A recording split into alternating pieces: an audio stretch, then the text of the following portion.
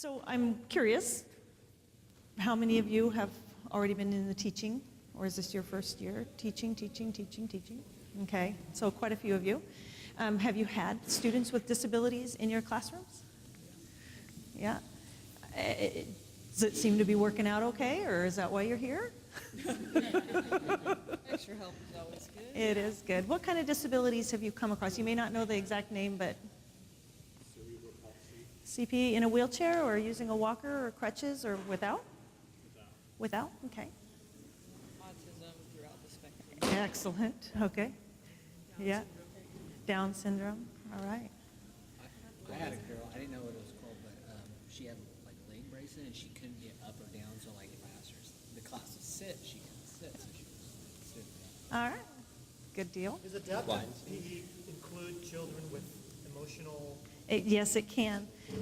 Adapted physical education services are specifically for students who need additional help, like they're not able to meet their motor needs in general physical education. But our job is also to support the kids who are typically in special day classes or have other types of disabilities to be successful in the general physical education program. We may not carry those kiddos on our caseload as an adapted physical education specialist, but we also have the specific knowledge on how to include them. So that's what I'm hoping to come share with you guys today. So it doesn't sound like you guys have had too many severe disabilities as far as physical disabilities and things like that. One with a wheelchair, I don't know what his disability actually is. He just used a wheelchair. I mean, you got some with powered wheelchairs that they can't use their hands. All right, okay. Was there another one over here? Oh, muscular dystrophy, okay. So where I wanted to start today is to put us all in the situation that we're expecting the kiddos that we work with. Okay, so we're going to do some disability simulations. The important thing that we need to understand about simulations is that as I put you guys with a disability today, you're going to feel like you're suffering a loss because you're going to think about all the things you can't do at that moment. I need you to change your frame of reference, and I need you to go ahead and try on the disability, but I want you to think about the things that you are able to do. Even though you have this loss that you're suffering from your abilities right now, I want you to really be thinking about, okay, yes, I'm in a wheelchair, my legs aren't moving, but what are the things that I can do? Yes, I have a blindfold on and I'm feeling extremely vulnerable. What is it that I need to take from this situation that you and I are going to talk about in just a little while, okay? So I have two stations. We're going to spend about 8 minutes at each station, and then I'm going to have you switch. One is for physical disabilities, and one is for visual impairments, because those are the ones that seem to impact movement the most. But we're going to talk about some of the other strategies that we use for children with autism and children with intellectual disabilities also, all right? But I feel like it's going to put us in the right frame of mind if we try some of the disabilities out, all right? So I'm going to have some folks, we're going to try to split in half. With visual impairments, I have glasses that simulate different types of visual impairments, and then I also have blindfolds. I do ask that if you put blindfolds on, that don't everybody in the group put them on at the same time. It's always best if we have some guides, okay? And I want you to try the guide rope, meaning 2 people are gonna hold that rope and you're gonna try to run, so you can kind of get the sensation of when you're asking folks to go run, what that might make them feel like, and so what can you do in order to support that? And try out just some of the other activities. And then when we're over here, I brought one wheelchair today, and then to simulate cerebral palsy, CP, I brought nylons to tie your knees together, you don't tie tight, and then bring your elbows in close to your body and tie another one, so it restricts your range of motion, and try some of the different activities that I have. You can also try missing limbs, okay, and amputation, and just try to do some of the activities, all right? Switch around, try them all, and don't forget, your frame of reference needs to be, what can I do, not what have I lost, okay? Can we do that? All right, let's go ahead and split into 2 groups.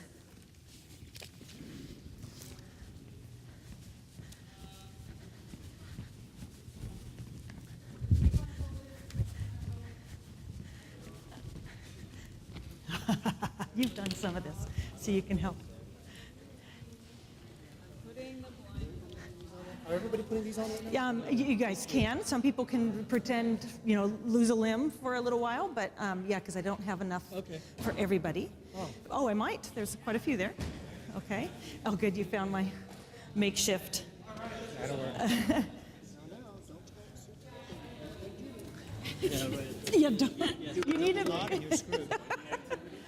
can do any, try lots of activities. Leave it on, I'll guide you.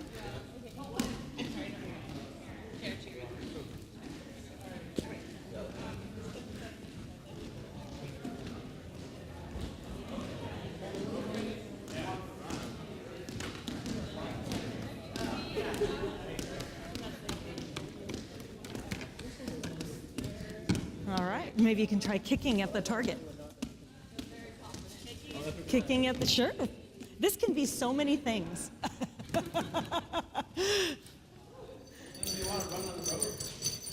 Here. Okay. Does she want to try to run on the rope? Okay. Hold on a second. Oops, you were facing the other way. I'm trying to get this pipe. There we go. Okay. Here's a pipe. Okay, just a sec. We have to pull the rope tight. So we have to make it pretty tight, okay? So you're going to pull back pretty good. All right? Okay. You have now a tight rope to run on. So you can choose which direction you want to run. Good, good. So you have 5 feet before you get to me. 3, and you're here. Okay, go fast, go fast, go fast, go fast. Let her know. Good. I'm going to let you hold on to this. Thanks.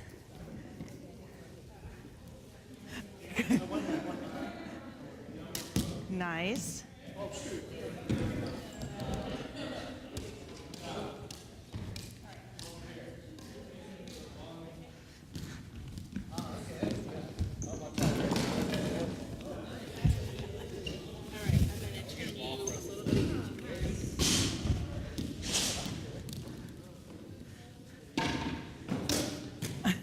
He's doing pretty good.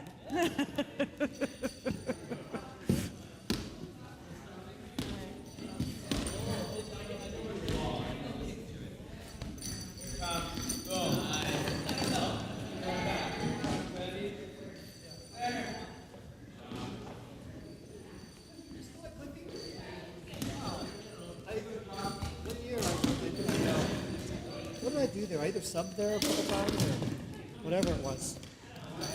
Yeah, school's weird. The campus is like, you have to walk up these huge steps.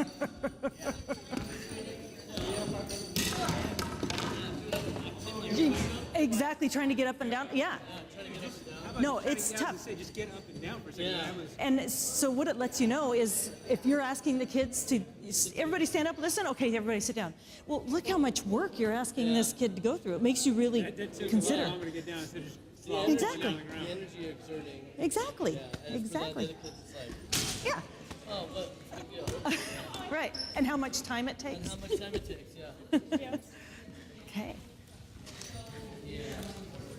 All right, we're going to spend about 2 more minutes, so try on some other disabilities. Nice glasses. Try on some other disabilities. Oh, I think I saw that. Okay, would you like to try some?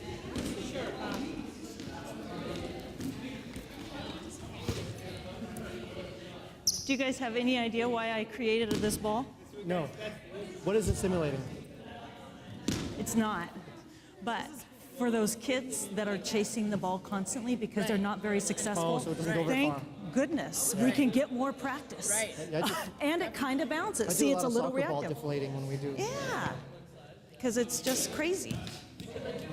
So that's all it is. So I just took foam, and it's 3, 3, and 3, 1.5 inch squares, and then you zip tie them together, and then it. Does that make sense? Wow, yeah. Okay. Yeah. That's cool. Oh, I'm sorry. You know what? It will last a long time if you can keep it at a constant temperature. Today it was in the car. Actually, it's doing pretty good. Like if I keep it in a gym, it stays constant temperature. I have them for months. Wow. Isn't that awesome? Because it bounces, and it's better than a beach ball. To me, a beach ball goes crazy directions, and that's like if we were to play volleyball. Yeah, it's cool. So it's a little bit better. And you can force it. You can force it to be rounder. Yeah.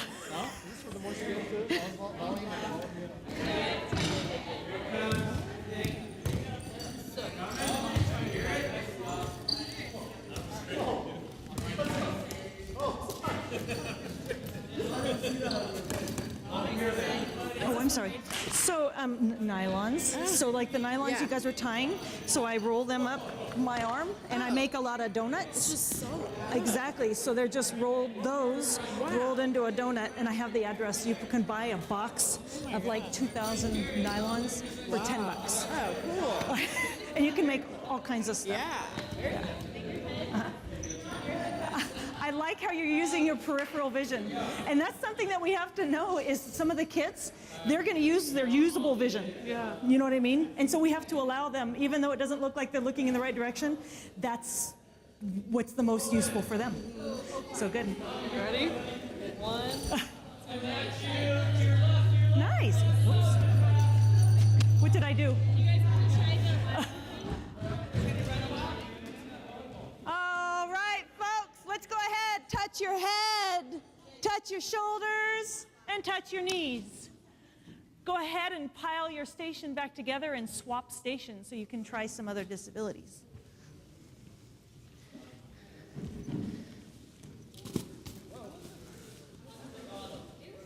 How'd you feel being blind? Oh, totally. Yeah? Gotta rely on your And lots of other senses. exactly. Okay. So the nylons, remember, you can tie to restrict your movement. You can pretend that you've lost a limb. So, yeah. My special glasses. That's weird. But you can. You can. No, you can. You have peripheral vision, right? And there are kids. Exactly. I had a girl like that. She would always go like this, even with her clear glasses on. She would always. That's her best vision. Exactly. And so what it is probably that she has, like the blood has made it difficult for her to see out of the front of her lenses, and so she's able to see at the sides. I had Yeah, a friend a lot of kiddos. baby, his child developed cataracts when he was like 3 months old. Yeah. Oh, you got it? You're going to pull really tight. And he's going to try to run down the, Yes. the line? Okay. What's the other gentleman's name? Gino's blindfolded and Otto's with the blue Hey, shirt. Otto, you're going to pull really tight, okay? Pull really tight. You want him to have, to be able to feel this rope. Hey, no cheating, Gino. Now go. Go ahead. Go. Let him know about how far he has. Call it off. There you go. Good. Let him know when he's about 5 feet away. Yeah. Try it again.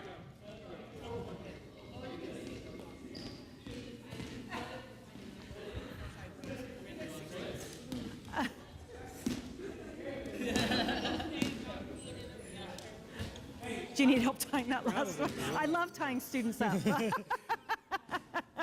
And you have to tie it in a way so you can get undone at the end of the time. All right, so those are over your elbows so that you don't want to move those. Try some volleyball. Can you? Ready? Nice. Perfect. See? Pretty good. Now, what if I asked you to do a set? It's okay. Nice. Very good. A little different style than maybe how you would teach your other kiddos. Sure. Yeah. Try some. Did you think like you already ran the distance?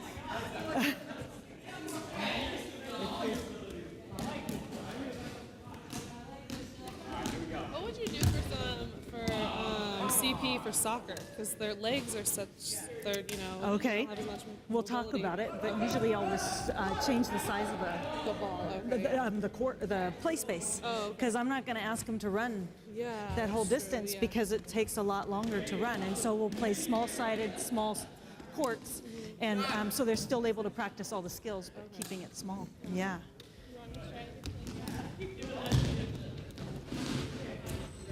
Okay, about 2 more minutes. Try on all the disabilities. 2 more minutes.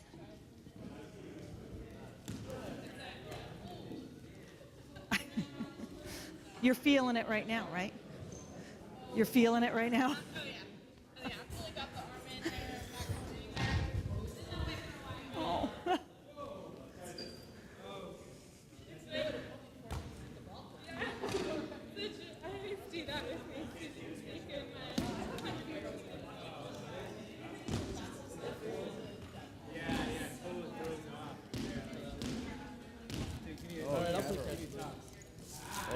Yeah. But, so there you can maybe see how a colored ball. Exactly. I mean, I see her, like. Yep. So things movement? No? I mean, I can So, see something, but I wouldn't be able to catch it if you threw it at me. right. I thought I had tape out. I'll go get it.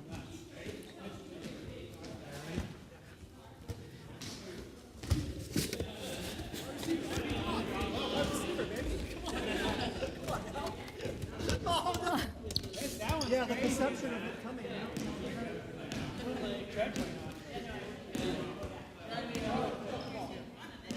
Okay, folks, go ahead and pile up your station.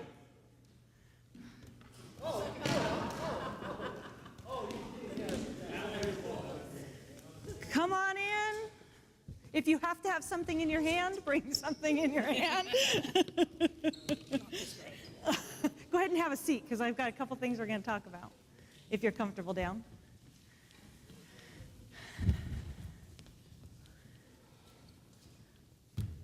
All righty, so what were some of your experiences that you just went through? Would be the person's knees and arms, or what kind It would be simulating cerebral palsy, of cerebral palsy? because we've limited their range of motion. It's difficult, as you can imagine, to totally simulate any disability, but that would be it. And when I was talking with you guys, you were trying to get up and down off the ground? Was it you and Gina? Yeah. And so, yeah, we'll come and talk about that stuff too.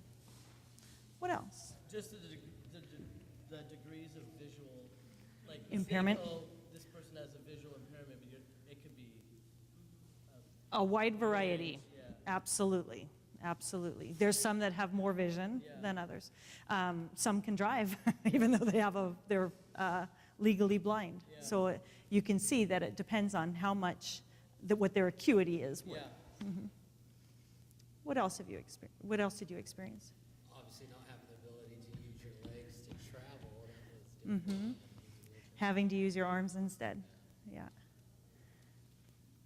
Go ahead. I did see, like, when I was watching you guys, like, how you were working with the wheelchair, and, like, it kind of, even though we're teachers and we're here, we kind of know what to do, but I think, too, you'll see, I did teach a kid with cerebral palsy, and how that other person kind of just was able to work with that person and kind of not get frustrated necessarily by that. Right. Like, they'll max their performance To their abilities. to their abilities, yeah. Absolutely.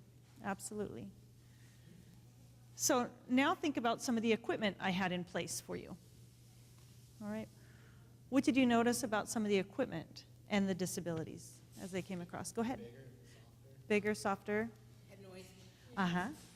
Yeah, emitted noise. The running one, The running, support there to know that there's people on either end and you can run without being too scared from like crashing into something or tripping. right. Especially when we're working with kids who are elementary age, and yeah, that asking a child in elementary to be a safe running guide, that's, you could probably only think of a few that you would really trust to send off on the run with somebody. And so if you can set up a rope, and you can tie that rope onto two things, but what kids who are blind, what they learn is that we tie 3 knots as they get close to the end. 1 knot's at 5 feet, and then there's a knot at 3 feet, and then there's a knot at 1 foot away from the thing, so that they can count as their pipe goes over the knot, then they know how close they are. They would be fully independent on that activity, and what a wonder it is for a child to feel that independence, to be able to run freely. Yes, you can have people hold it, but again, you need to have, especially if it's younger kids, you'd want them to be adults. It really needs to be tight. If it's not, then you're not following the rope, because you can pull it sideways, right? So yeah, there's a lot of those kinds of things. When I had the blindfold on and I did the running on the rope, I felt like I was more scared running on the rope than Josh just took my arm and we took a lap around the gym. I felt a lot more comfortable with Yes. having him hold and then run instead of just be on a pole, and I wasn't really sure who was on the other end or how fast I should go, I hear what you're saying. So if you can have the kid, a child who would be able to, it would be wonderful to be able to teach different students in your class to be a guide. There are certain guide techniques, and I wasn't going to correct you guys, but do you mind? Okay. There's specific techniques that folks who are blind are taught to take on a guide, and just so we know, we want to keep it close to our body because they need to be able to feel if we're going up, down, around. And so you would offer, if you were the guide, you would offer your elbow and you would say, would you like sighted guide? And the student would either take right there at the elbow, or if they're tall, which isn't the case here, they may hold on to the person's shoulder. But that way, as you're walking, I can feel all the direction and I can feel that person's body, and that's a lot of safety. If you do this kind of thing, look at all this extraneous movement that happens, okay? I guided a student on a cross-country course. He wanted to run cross-country, so I would run the races with him, and so it's single-track trail. He and I used a pipe, a short pipe, shorter than the one that I have on the rope, and it was rigid enough that he and I would run with that together. Some students will use a rope tether instead.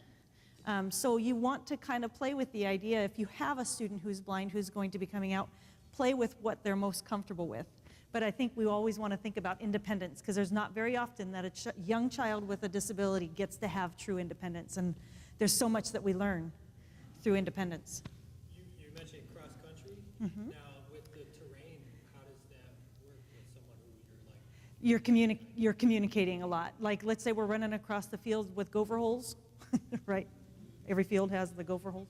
And so you would just be in communication with them that we're on rough, and they will learn. Now, if there's been a child who has been very dependent on whoever guides them the rest of their day, they're going to be hesitant, but our job is to get kids comfortable with physical activity, and so to find a safe place. If they're uncomfortable going out on the grass, then let's keep them on the blacktop so they can feel safe and be able to improve their skills in that way. But yeah, it's a lot of communication. Yeah. So, what else equipment-wise? Something not necessarily equipment-wise. I had to be in a wheelchair for a while. Okay. And something to note is, like, if there's any sort of incline, it's, like, so hard for someone in a wheelchair to move. Like, even if it's the smallest thing that I didn't know before. Right. It's a lot of work just coming down the hill here to the gym. I think I had to go up a hill and then down a little hill. Yeah, it's a lot of work. And going downhill, you have to have the brakes on, and your brakes are your hands, you know. So there is a lot of things that you just need to be considerate of. Exactly.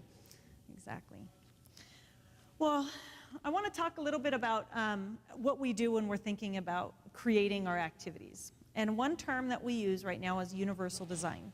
And the thing we have to think about is we want to create activities that are universal, that it doesn't pinpoint any particular person because of their situation. It's universal. Everybody is going to be able to participate in that activity no matter what their condition might be.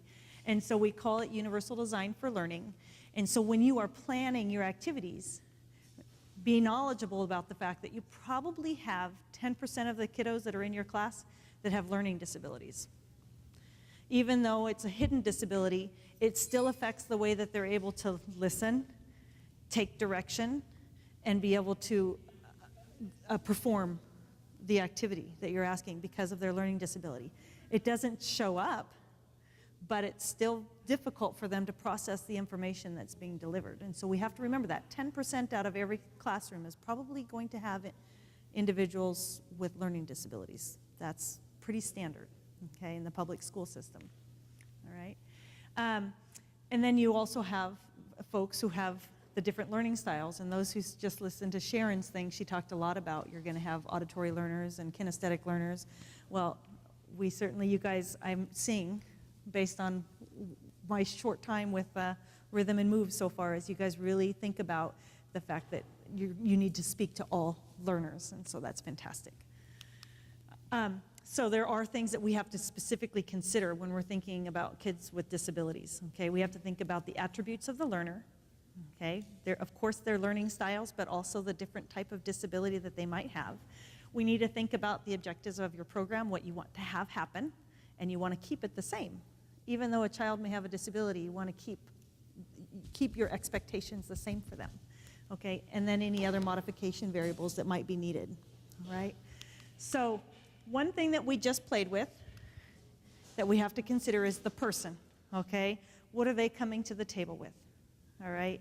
You guys just tried out some different disabilities. You've met a lot of kids, and so now you can think about all the different attributes of the performer that are going to be there, the attributes of the learner. But that person has certain capabilities, and so we have to think about that person is going to have, if I look through our list, different strength, like muscle strength, okay, balance, endurance, flexibility, of course their comprehension, their understanding of what you're trying to share, any sensory processing disorders that they might have, and of course perceptual motor disability or abilities, especially with the elementary age kiddo. Every child that we have is going to have a different level of each of these. Every single kid, disability or not, all right? So we have to understand the attributes of all the learners in our class, and so we're going to play with that idea for a bit. The other thing we have to think about is the task that we're asking them to do. All right. Within a task, there's lots of different variables that are asked, okay? Remember all the attributes of the learner that I just showed you? Strength, balance, endurance, flexibility, understanding, sensory processing, and perceptual motor. Every task that we have also has a certain amount of each one of those that it needs. So I may vary a task based on the performer because I know that my performer may lack strength. Okay, so I need to make sure that I'm using a lighter ball. I need to make sure that if they have difficulty with endurance, then I'm going to shorten the distance. If it's flexibility or range of motion, I might need to adjust that, and we talked about that with cerebral palsy. Okay, so there's lots of variables that we can do at the task. I can vary the equipment. You saw lots of variations. And of course, any rules within the game. Okay, there's so many things that we can change. So, based on some of the stuff that I just brought, if I was to set up a soccer game for somebody who is blind, okay, and that's my task, okay, so soccer, well, they do make this wonderful ball that has a bell in it, okay, that works great in a gym where it's quiet, okay? Love the fact that they created this ball, but it's not useful whatsoever outside on the field when there's the train going by and all these other things, so we can't hear that. So I've got another thing that I've created. It's not here.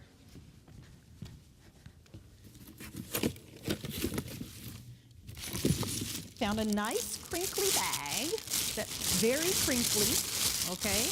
And I'm able to put a ball inside. This ball's better. It just doesn't work very well for kicking. I don't necessarily have to make it be a bell ball, but it can. And I can tape this bag on there, and as the bag rolls, it's much, I'm sorry, I just put that on the mic. I am so sorry. But do you see how that's much more useful than the bell ball? Even though they make stuff, sometimes you got to think outside the box because it's what's useful too. So that makes it really easy. They make this other, I'm sorry, I didn't mean to get right behind you. They make this other ball that could work for soccer, but it's kind of babyish, all right? We also want to think that we don't want to make the child stand out so much because of the equipment we're choosing.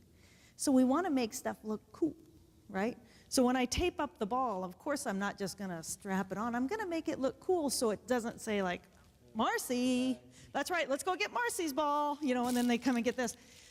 We want to make kids feel as normal as possible. So yes, they do have things like this, and this works well when I'm getting ready to teach a child how to catch, and it gives them extra things to hold on to. But as soon as I can, I want to move to something that's much more mainstream and more available, okay, so that we can do it. And so I've learned to change different things. Now, some of you wore glasses that made this one with cataracts. It has tape, simulated with tape all on the front. You can kind of see motion in front of you. You can kind of see the brighter color, contrast. That's what you have to remember. Somehow, I have to create contrast, okay? So I do that based on coloring, okay? Or sometimes I have to put tape on the ball. to make stripes so that as it's rolling, it's more evident that it's rolling. And so I'll just take tape and tape stripes on the ball.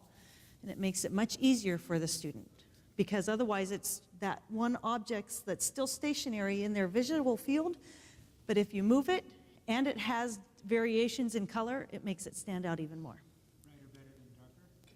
Is brighter better than darker? Depends on what you're going against. Here on the gym floor, dark would work rather well. You know what I mean? So it's contrast. They call it figure ground perception, and so we want to make sure whatever figure we're trying to pull it away from the background. Yeah. So that's the thing that you need to think about. So just because there's this piece of equipment doesn't mean it's right for the student. You still have to be thinking about what it is that you need to modify to make it work. Okay, so back to task, we're playing soccer, right? So we found a ball that might work outside, okay? We found a way that maybe they can feel comfortable in a zone by themselves, that they know that they've got like a space that they can go 5 feet this way and they're not gonna bounce into anybody. They're gonna go 5 feet this way, and they can feel safe that if they hear the ball come through their zone, they know it's theirs, okay? Nobody's gonna take it from them. They have a chance to be able to get it, and then they can kick it to one of their teammates. But they have a zone that they can feel successful. Because otherwise, yes, they're gonna be slower, unless they're really an aggressive player, okay?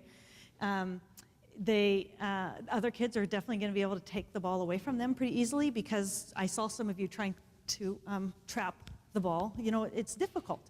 So if you give them that zone for them to be able to accomplish the skill that you're trying to teach, then they can perform it. Okay, so you're gonna teach your kids, maybe you put poly spots to mark their zone or whatever it might be, but you can give them that safety. And then as they gain the skill, then you can decide what happens next. Then they also have this super cool box, works way better outside than inside. That's a locator box, and it will always be able to help a child know which direction is their goal or whichever it might be. So I'll try to hold it away from my thing. Oh, it didn't go. Okay, I don't know why. Oops.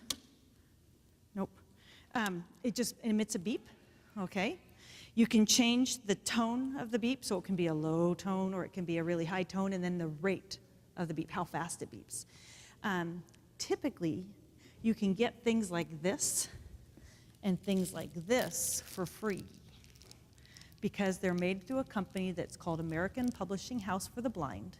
And if you send a letter from the principal saying that you have a child who is blind and you're trying to help encourage them to do physical activity, they will help you get this stuff. You know what? I've only sent it for folks who are blind, but I bet if they had a severe enough disability, they would. I always am working in collaboration with the visual impairment specialist and the orientation and mobility specialist so that we are putting in the order. But I mean, to be able to create success for the kiddos, and they want to make it happen, and that's why they're willing to provide the stuff for free. So it's fantastic. They have a beeper ball that makes the same kind of beep. I have never had a beeper ball last more than 3 physical education settings. You guys will make your money if you can create a beeper ball that will last. The electronics in there, I guess, just all that jiggling of actually doing true physical activity doesn't work. I mean, yeah, you can just play catch back and forth, but you know, that's not what we do. All right. And again, bell balls are really great, but when they're sitting still, they're absolutely no help. This one's really great because it has a good tone to it, and so it's easy for kids to find. And that's easy enough through sport time or whichever, but yeah. When you had a child with a 5-foot dame or Yep. square, would you put a defender on them? Or No, not at first. Not at first. And then I would probably have a trusting, one that I trusted, to be able to simulate what it would be like, and then pretty soon we're gonna get there. But just so we can create success, because usually we practice all these skills, right? You had them practice dribbling, you had them practice shooting. Well, if they're gonna get in the game and not have a chance to use it, well, that's no fun. And you could create zones for every single kid in class. You know, set up all these little squares, and everybody has a square, and their job then is to actually practice passing to the next person, but they can still dribble within their square. So they're practicing their dribbling and they're practicing their passing, And they can actually, everybody can have success. And so that goes back to the idea of universal design. I didn't create a game specifically just because I have a kid with disability. I created a game for success. And that seems, what I have seen so far, is what you guys are about, is creating success and setting up an environment for success. And so we always say, good teaching is adapted physical education. Okay, so you guys are really thinking it through. And so it's fantastic that way. So other things that we need to think about is size. If I have a child that struggles with large objects, then I need to think about, you know, how small it needs to be and the weight of it. I need to think about the pathways. If I have somebody in a wheelchair and we're practicing sliding and back and forth, well, it's kind of hard to slide back and forth in a wheelchair. So recognize that it's okay to change the task. We call it skill switching, okay? So if I am asking the rest of the class to try sliding, well, maybe the child who uses a wheelchair has their own kind of slide, and they can help to kind of figure it out. So an example would be, when I teach skipping, we teach skipping because it is doing multiple things. It's working on both sides of the brain, alternating, and a pattern. Well, just because I have a child in a wheelchair isn't going to make me skip all the reasons we choose to teach skipping. So they're also going to learn 2 pushes, a push, 2 pushes, a push, 2 pushes, a push. So they're still having to do that alternating pattern, and they're doing it in their wheelchair. So if I ask them to do a slide, we can determine, okay, what do you think a slide is? And they can come up with their own pattern of what a slide might be. Okay, maybe it is 1 big push and a little push to get your back straight, a big push and a little push. It could be anything. Okay, there are certain patterns that are out there that can be met, but I think it's super cool if the child can come up with their own sliding pattern. And that's the one that they use each and every time. Okay, so skill switching. If we're playing soccer and I'm using a child in a wheelchair, they do make soccer balls big and heavier, that you can allow the child to use their wheelchair to push it. I tend not to feel very comfortable with that because most of the wheelchairs that kids come to school with aren't like the sport chairs where the foot plate is back. It's usually right out there in front, right at ankle shin level, right? And people are kicking. So it doesn't work very well. So I skill switch, and I give the child something like a tennis racket. So instead of kicking with their foot, if they need to, they will be able to strike. And that's their kick. Okay? And so it allows them to do that. And it gives them a little more of reach, too. How often do the kids with disabilities have an advantage? So we want to give advantage. But it's still working on the skill. They're still going to work on patterns. They're still going to work on dribbling because they have to figure out how they're going to control all those cool things, okay? And if they're really good, they'll even learn to use their other hand like we want them to, too, okay? So many things that we can change about the task that makes it more inclusive for kiddos with disabilities. The thing we want to remember is the universal design. Okay, always remind yourself, I don't want this to stand out like, this activity is because Marci has this disability and we need to play it this way, and this is the reason we're having these rules. Okay, we don't have to make it look like that. All right, so we want to be thinking that. Are there any questions right now? Yeah. What do you do about like physical fitness? Like say a child isn't comfortable doing sit-ups because they can't do them. Okay.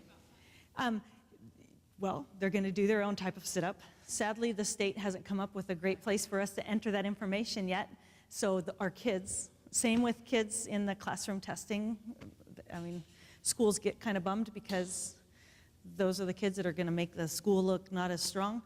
But that's the way it is. We're working on it. I can tell you that we're looking to create some extra boxes to enter in these other pieces of information.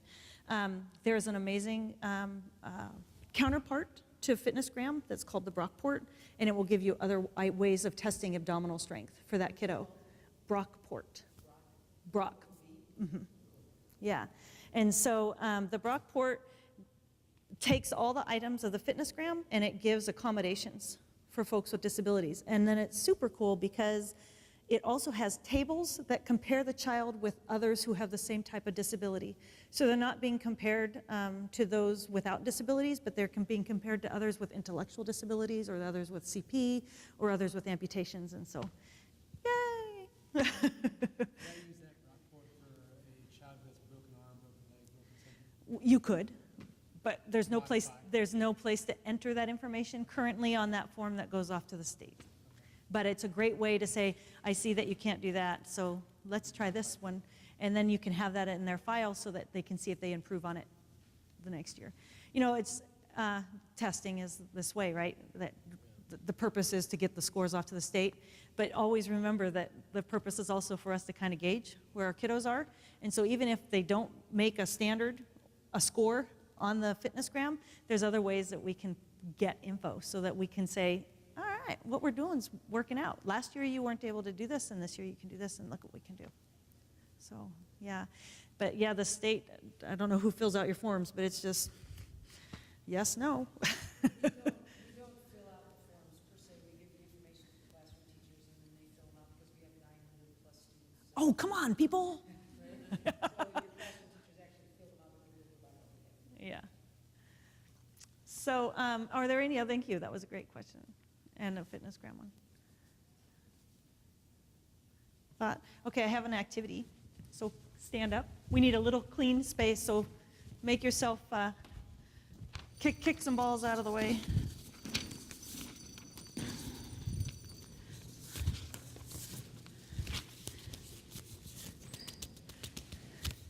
Okay, come on over here.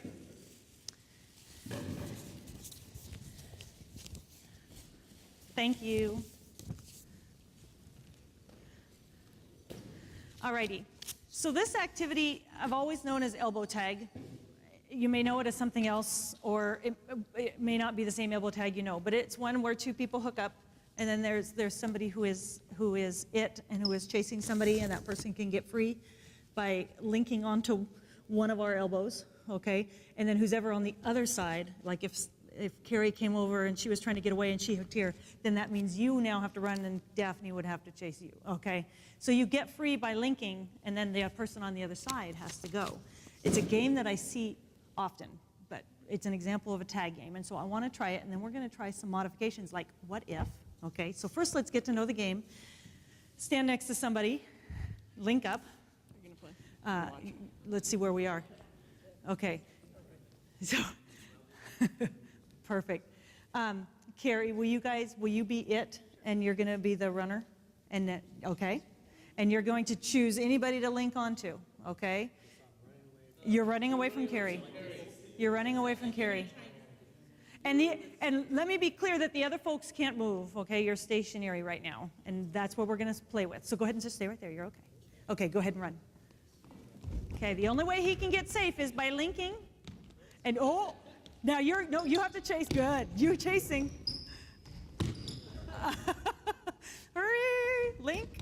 Good. Now you get a chase.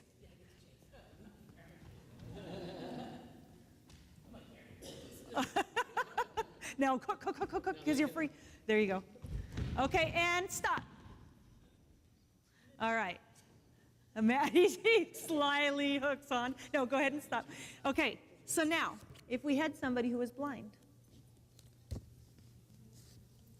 first of all, what would be some of the issues as the game that we just saw it?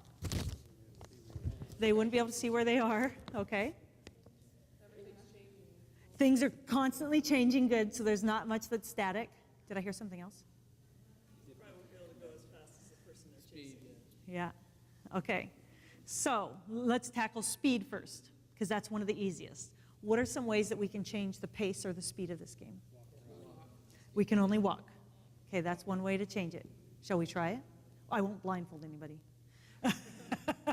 Okay, so right now we can only walk. Ready, set, go.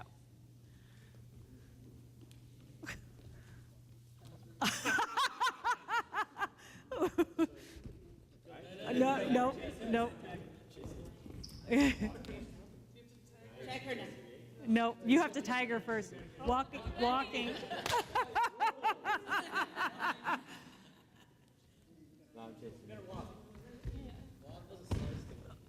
And go ahead and stop.